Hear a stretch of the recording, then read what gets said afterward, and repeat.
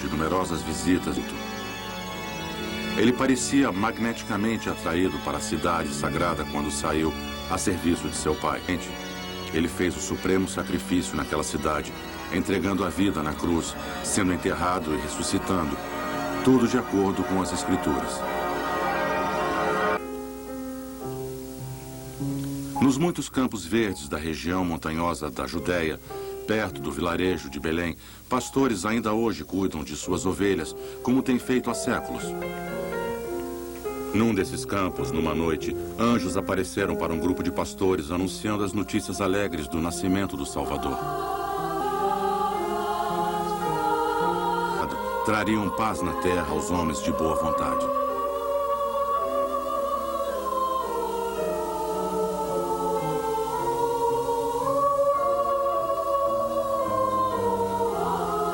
A Igreja Ortodoxa Grega da Natividade em Belém celebra o tradicional lugar de nascimento de Jesus, visitado pelos pastores.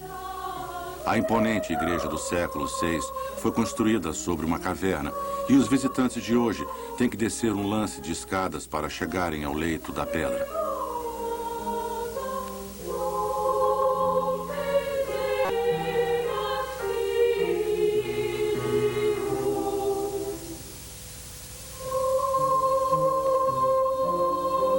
Na época do nascimento de Jesus, o cenáculo, já abarrotado de pessoas para o censo, não permitia qualquer privacidade para uma mulher dar à luz.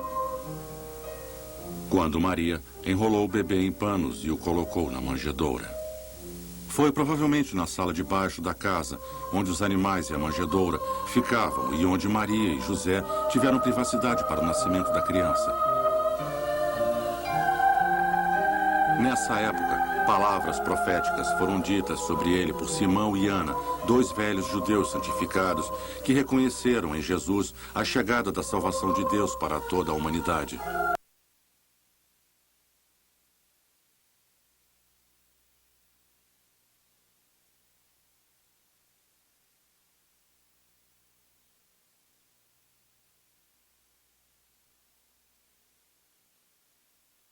Para proteger Jesus de Herodes, o Grande, que decidiu matar todos os meninos até 2 anos.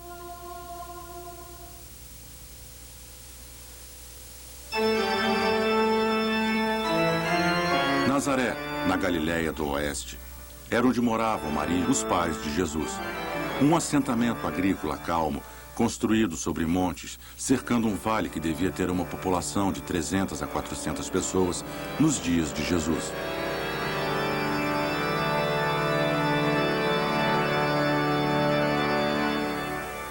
O anjo Gabriel apareceu em Nazaré para Maria, uma virgem adolescente noiva de José, e avisou a ela que teria um filho chamado Jesus.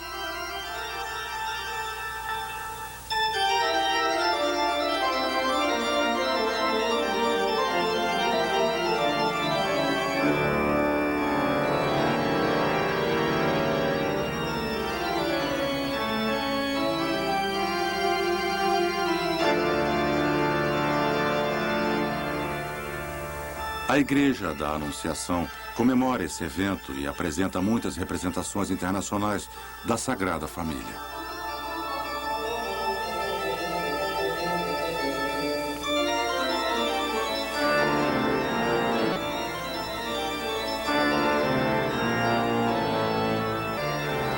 A igreja, que foi reconstruída várias vezes através dos séculos, fica sobre uma caverna associada a Cristo desde os primórdios da era cristã.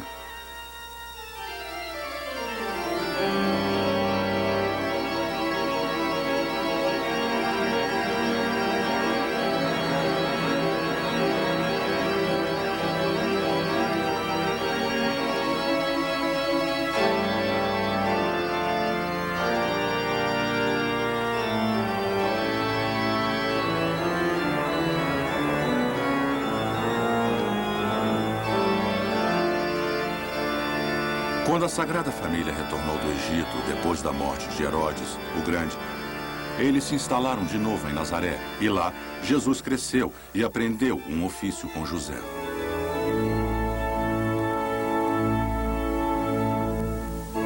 Quando Jesus tinha 12 anos de idade, ele fez sua segunda visita importante a Jerusalém. Quando viajava com seus pais para Nazaré para celebrar a Páscoa dos Hebreus, uma das 3 grandes festas de peregrinação.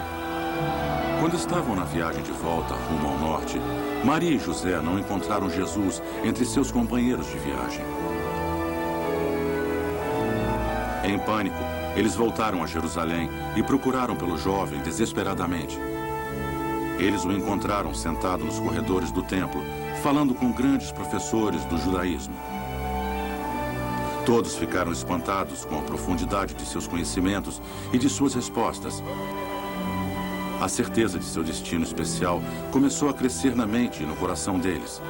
No entanto, Jesus ainda era um rapaz, ainda tinha que crescer e amadurecer para estar pronto para a tarefa. Obedientemente, Jesus retornou a Nazaré com seus pais, onde ele continuou a crescer na sabedoria e na estatura, para o bem de Deus e do homem. Rio Jordão.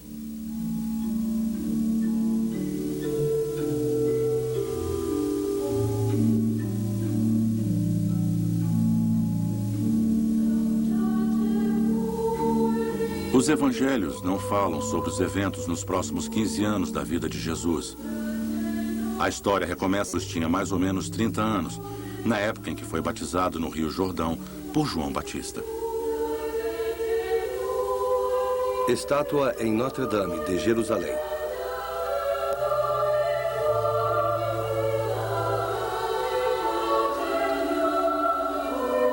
João Batista, um parente de Jesus, recebeu o chamado para ser profeta desde a concepção. Seus pais, Zacarias e sua esposa Isabel, eram do vilarejo de Jinquerém, a oeste de Jerusalém.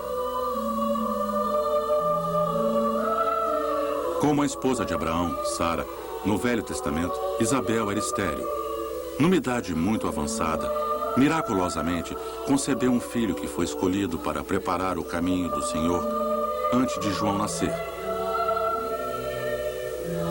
Maria, que estava grávida de Jesus, veio visitar Isabel. O bebê, João, pulava dentro do útero de Isabel ao som das saudações de Maria. As duas mulheres louvaram o Senhor pelo cumprimento de sua palavra, um evento comemorado pela Igreja da Visitação em Jinquerém.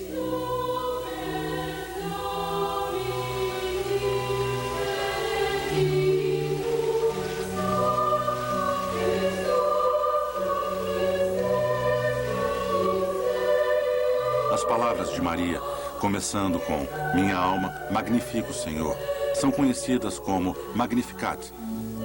Sua canção de louvor, traduzida em muitas línguas, está no caminho da igreja.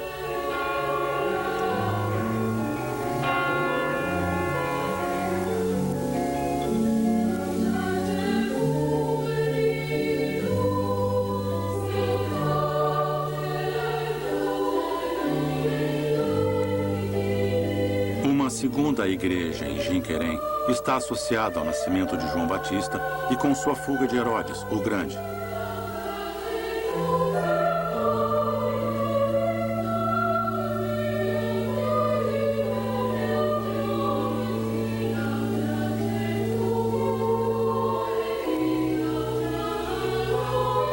A tradição diz que quando Herodes quis destruir todos os bebês homens até 2 anos de idade, Isabel fugiu com seu filho pequeno, João.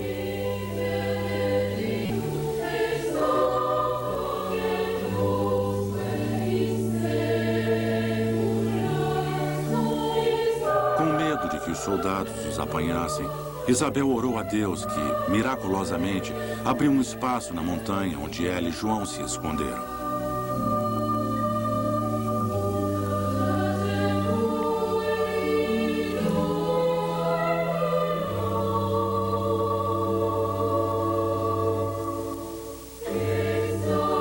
Uma pequena abertura debaixo do altar marca o lugar tradicional onde Isabel e João se esconderam.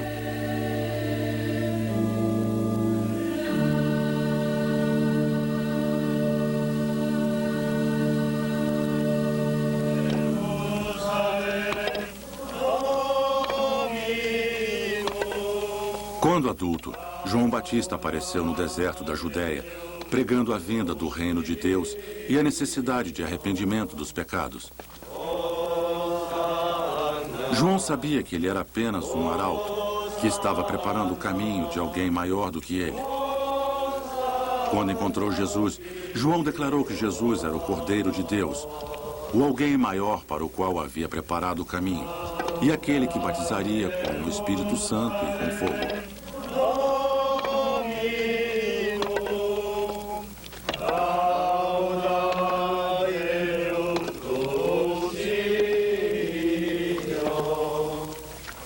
Uma vez por ano, no mês de janeiro, permite-se que os peregrinos entrem no lugar tradicional onde João batizou Jesus.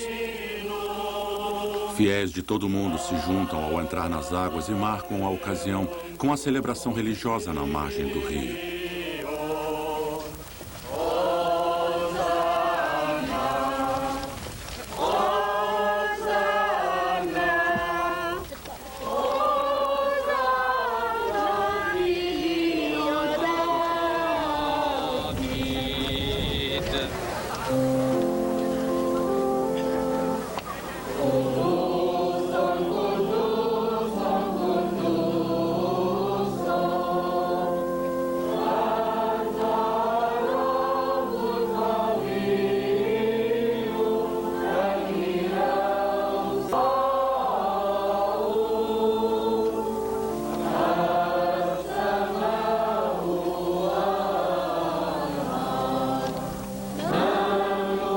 João batizou Jesus a pedido dele.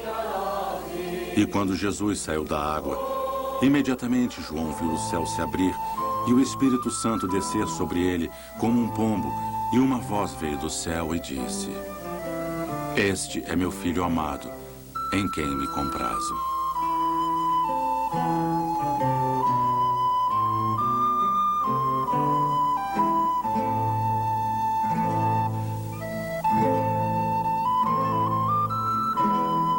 Local de batismo, Iadernite, Rio Jordão.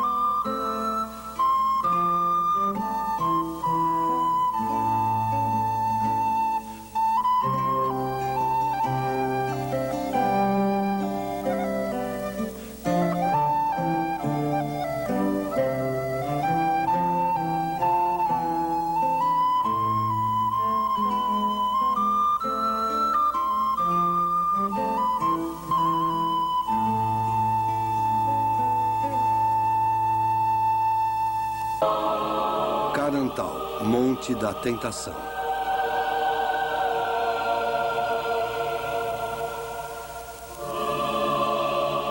No final desse período, quando Jesus estava muito fraco, o demônio veio até ele e o tentou a abusar de seus poderes miraculosos. Apoiado pela força das Escrituras, que eram sua comida espiritual, Jesus derrotou o demônio e todas as suas tentações. Nem só de pão vive o homem, disse ele, mas de cada palavra que vem da boca de Deus.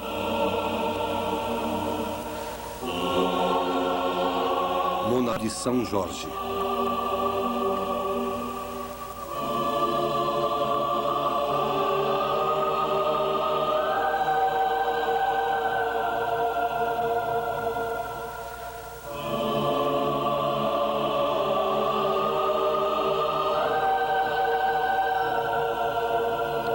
Monastério Marsaba.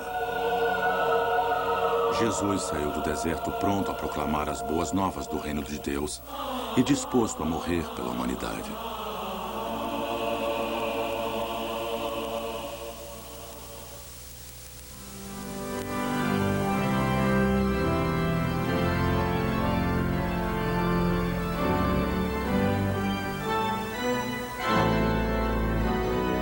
Quando Quando Jesus voltou para a Galiléia, depois de seu batismo e tentação, ele retornou para sua família em Nazaré. Começou assim sua pregação pública, falando na sinagoga local e ensinando a seu crescente grupo de seguidores. Foi no pequeno vilarejo de Canaã, no entanto, mais ou menos 8 quilômetros a oeste de Nazaré, que ele fez seu primeiro milagre público, num local inesperado durante o casamento de um amigo.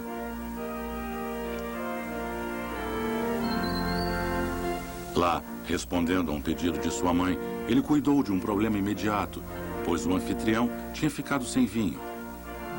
Jesus, amigo do homem, criou o vinho onde havia antes apenas água nas jarras, assim poupando seu anfitrião do embaraço. Jesus, o Salvador da humanidade, revelou sua glória a seus discípulos e embarcou numa jornada que acabaria resultando em sua morte sacrificada e ressurreição.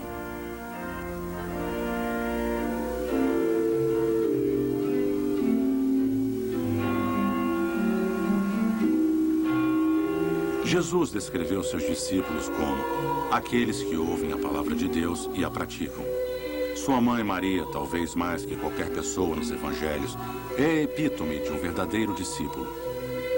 Desde o momento em que respondeu ao chamado do anjo para ser a mãe de Jesus, dizendo: "Que seja feita em mim de acordo com vossa palavra", até a sua morte, como pilar da igreja recente de Jerusalém, Maria era praticamente em ouvir e fazer valer a palavra de Deus. A linda igreja de Dormiton, no Monte Sião, em Jerusalém, celebra a vida e morte de Maria.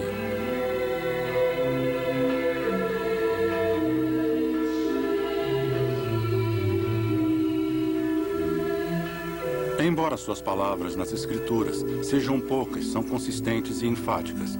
E o que ela disse aos empregados em Canaã: façam tudo o que ele diz. Ela continuaria a dizer aos seguidores de Jesus hoje. Logo depois do casamento em Canaã, Jesus transferiu sua pregação de Nazaré para Cafarnaum, uma vila de pescadores localizada na costa noroeste do Mar da Galileia, a uma curta distância das 7 fontes de Tagba ou Epitapegon.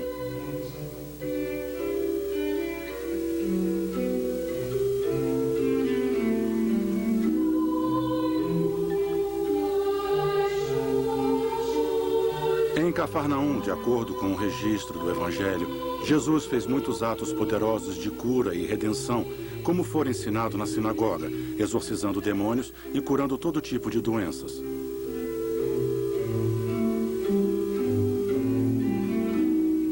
De Cafarnaum, Jesus se lançou para toda a Galileia, pregando, ensinando e proclamando as boas novas do reino de Deus para as ovelhas perdidas da casa de Israel. Depois de sua morte, ressurreição e ascensão, os seguidores de Jesus começaram a se encontrar na casa de Simão Pedro, em Cafarnaum, tornou um centro da igreja recente na Galileia. Os restos da casa da igreja original, junto com os restos de edifícios maiores construídos sobre a casa, ainda podem ser vistos em Cafarnaum hoje.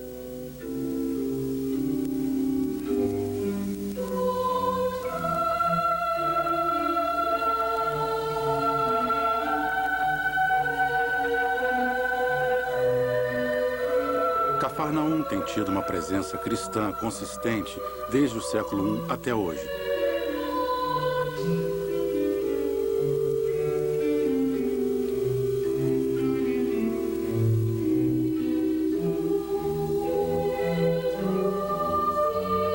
Como seus seguidores cresciam em número, Jesus aproveitava cada oportunidade para ensinar. Um de seus sermões mais famosos, o Sermão da Montanha, ajudou a estabelecer seus ensinamentos nas mentes das pessoas. O Monte das Bem-aventuranças, um monte na costa oeste do Mar da Galileia, é o lugar tradicional desse sermão, como o nome indica. O monte forma um anfiteatro natural descendo até o lago com excelente acústica e podendo acomodar centenas e até milhares de ouvintes.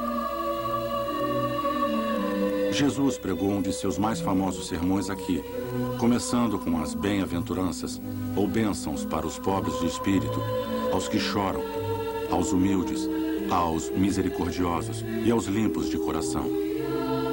Ele descreveu os princípios da vida sagrada e pregou a pureza interior e o amor aos inimigos, entre outras coisas.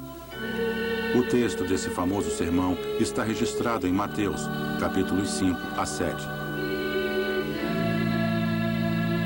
Quando ele terminou, os ouvintes ficaram impressionados com o que ele tinha a dizer e a sua maneira de dizer.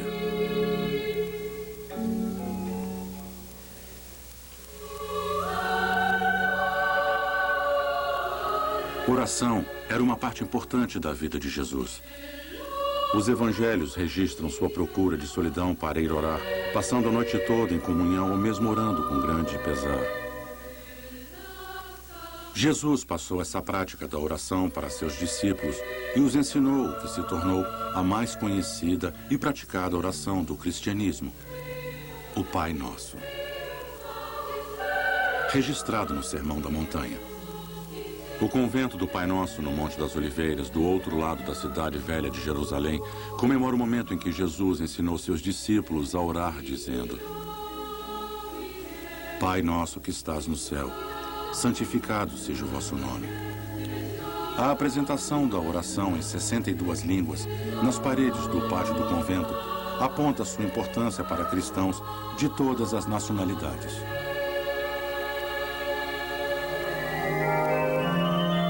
Ao pregar em cidades e vilarejos da Terra Sagrada, Jesus teve que encontrar uma forma de expressar as verdades espirituais para as pessoas simples. Sua plateia não era a elite religiosa ou os bem-educados, mas sim os povos aflitos, os párias, coletores de impostos, pecadores e mulheres. Ele preferiu ensinar em parábolas, usando imagens da natureza e da vida diária que teriam sentido para as pessoas simples.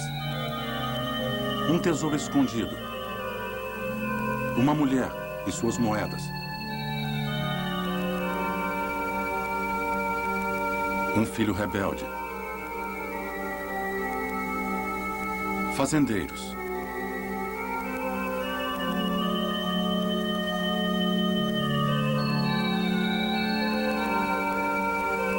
a pesca,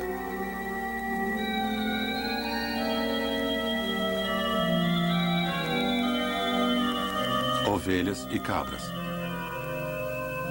Ovelhas e o pastoreiro foram um pano de fundo importante na pregação de Jesus e se tornou uma metáfora importante para ele e seus seguidores. No Evangelho, segundo João, Jesus se define como o bom pastor que de boa vontade dá a vida às suas ovelhas. Uma definição confirmada quando ele morreu na cruz. Jesus declarou que suas ovelhas não viriam apenas dos judeus, mas de outros bandos também, incluindo os gentios. E assim ele apontou o caráter universal de sua mensagem. O bom pastor retornou a Jerusalém para uma festa e passou pelo portão das ovelhas da velha Jerusalém até os tanques de Betesda, hoje encontradas no complexo da igreja de Santa Ana. O Evangelho de São João conta que num sábado, quando Jesus andava entre muitas pessoas cegas, doentes e fisicamente debilitadas ao lado do tanque, ele resolveu curar um homem paralítico. Por mais misericordiosa que tenha sido a cura, levou a um sério debate, pois os opositores de Jesus questionavam o direito de curar no sábado. A resposta de Jesus causou neles mais ira ainda, pois se defendeu dizendo que se Deus podia curar no sábado, ele também podia. Eu e o Pai somos um só, ele declarou. Uma afirmação que seus oponentes consideraram uma blasfêmia.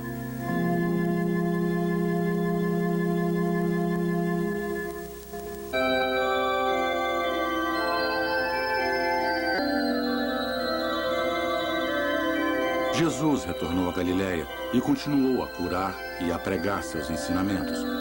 Um dos grandes eventos dessa época, a multiplicação dos pães, é comemorada na igreja na costa noroeste do Mar da Galiléia. O almoço de um garoto, de 2 pequenos peixes e 5 filões de pão, foram multiplicados por Jesus e distribuídos para alimentar mais de 5.000 homens, mulheres e crianças. A igreja é uma réplica exata da Basílica do século IV, e seu chão de mosaico representa a cesta de pão ladeada por 2 pequenos peixes que Jesus abençoou, partiu e depois destruiu. Eu sou o pão da vida, disse ele. Nesse milagre, Jesus também antecipou a refeição sacramental da comunhão sagrada, que ele iria estabelecer na última ceia e que seus seguidores vêm repetindo desde então.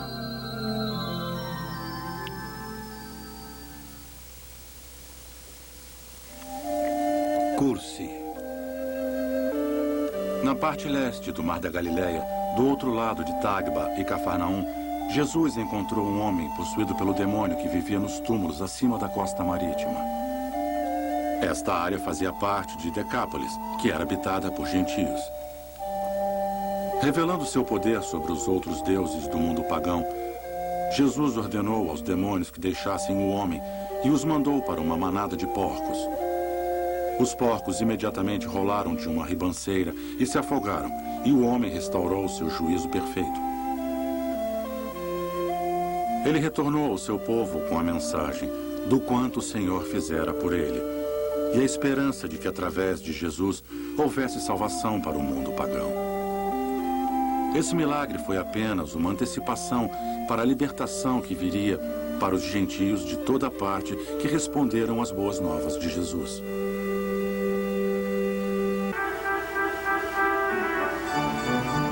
Jesus viajou para o Nordeste, para a cidade de Cesareia Filipe, construída por Filipe, o filho de Herodes o Grande. Ela fica a sudoeste do Monte Hermon. Um lugar de beleza natural é dominado por uma fonte natural permanente que sai de uma caverna no lado do penhasco e é uma das nascentes do rio Jordão. Altares para o deus grego, Pan, deus da natureza, foram construídos na entrada da caverna. Jesus trouxe seus discípulos aqui depois da multiplicação dos pães e os questionou sobre sua própria identidade. Pedro respondeu pelo grupo. Embora as pessoas dissessem que ele era Elias, Jeremias ou um dos profetas, Pedro declarou que Jesus era o Messias, o Filho do Deus vivo. A escolha do local para esta revelação foi bem apropriada, pois alguns acreditam que o rio que jorra da caverna era o rio Styx, na mitologia grega, o portal para o mundo subterrâneo. Pedro, entretanto, declarou que Jesus era o Messias do Deus vivo, não o Deus dos mortos. Pedro respondera corretamente e Jesus aceitou o título de Messias. Monte Tabor. Sua próxima tarefa seria redefinir para seus discípulos o que significava ser o Messias. Ele os guiou até Cesareia Filipe e pregou no caminho, revelando a eles que o Messias era destinado a sofrer. Então, acompanhado por seus 3 discípulos mais próximos, Pedro, Tiago e João, Jesus subiu uma montanha alta. Lá, ele foi transformado diante deles. Sua aparência mudara e ele brilhava como uma aura celestial. A Igreja da Transfiguração no Monte Tabor marca esse importante evento no qual Jesus falou com Moisés e Elias, os representantes da lei e dos profetas do Velho Testamento. Enquanto conversavam, a voz do Pai veio de uma nuvem dizendo: "Este é o meu filho, o meu escolhido. Escutem a ele." A mensagem que confirmou aos discípulos de que a lei e os profetas apontavam para Jesus e nele seria encontrada a revelação do Pai.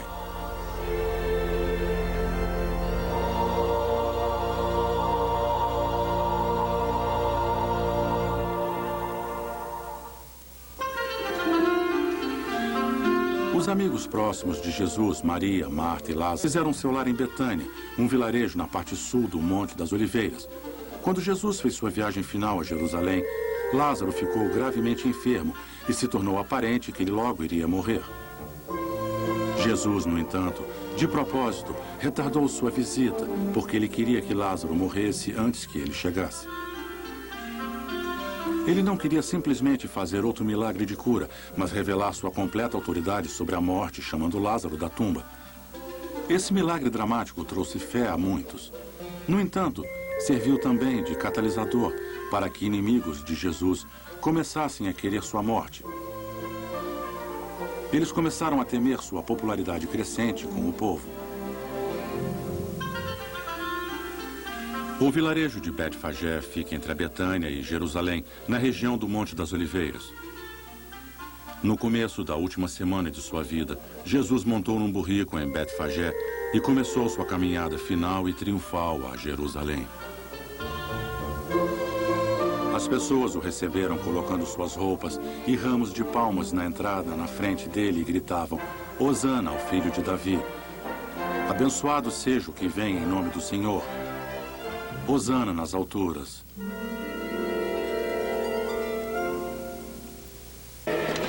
A Igreja do Santo Sepulcro contém debaixo do mesmo teto os locais tradicionais da crucificação e da ressurreição de Jesus.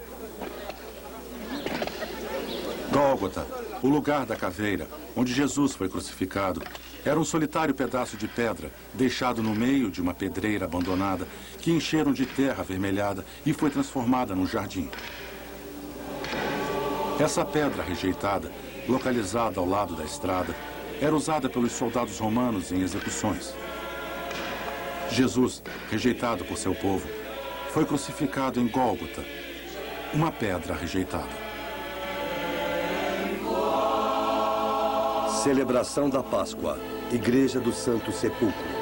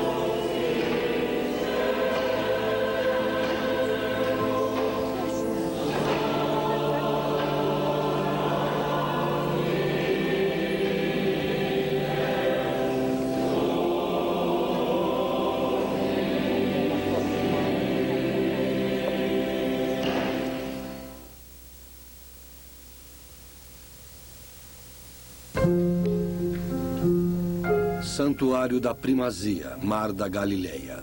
Logo depois da morte de Jesus, os apóstolos voltaram ao Mar da Galileia e retomaram o velho ofício de pescador.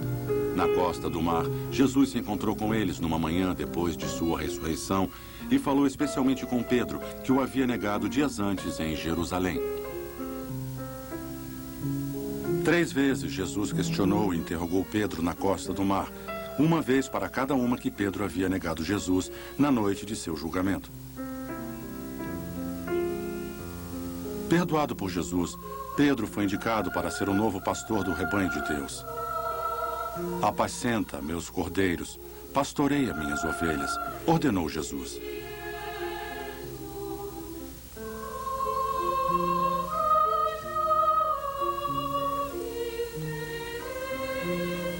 A Igreja da Primazia de São Pedro, localizada na costa norte do Mar da Galileia, celebra essa aparição pós-ressurreição de Jesus.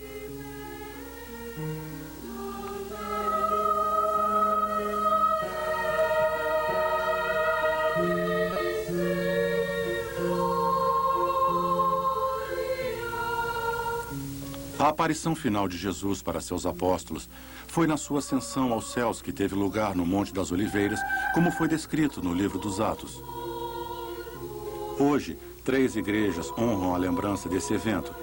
A mais velha tem fundações datando do século IV. Enquanto os discípulos ficavam atônitos olhando Jesus ascender aos céus, dois mensageiros celestiais prometeram que ele voltaria algum dia da mesma forma que partira. Augusta Vitória, Jerusalém. Hoje, cristãos de todo o mundo continuam a olhar para os céus, esperando sua volta. É de se esperar que, quando ele retorne, volte mais uma vez a Jerusalém. Portão Dourado ou Portão do Perdão, Jerusalém. Onde trilhou seu caminho tantas vezes antes. Este filme foi rodado inteiramente na Terra Santa.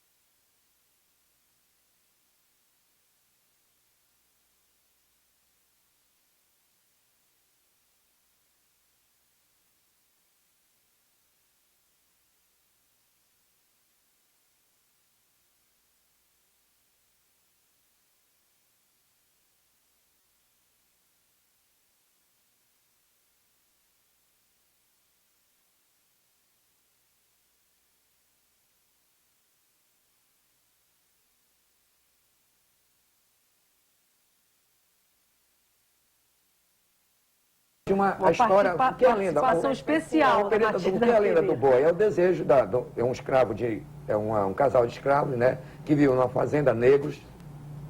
Ela desejou comer a língua de um boi, aí o pai Chico foi atrás de um boi e matou o boi que era manso, que era do dono da fazenda. Deu aquela confusão, eu sei que a lenda diz que o boi vive de novo.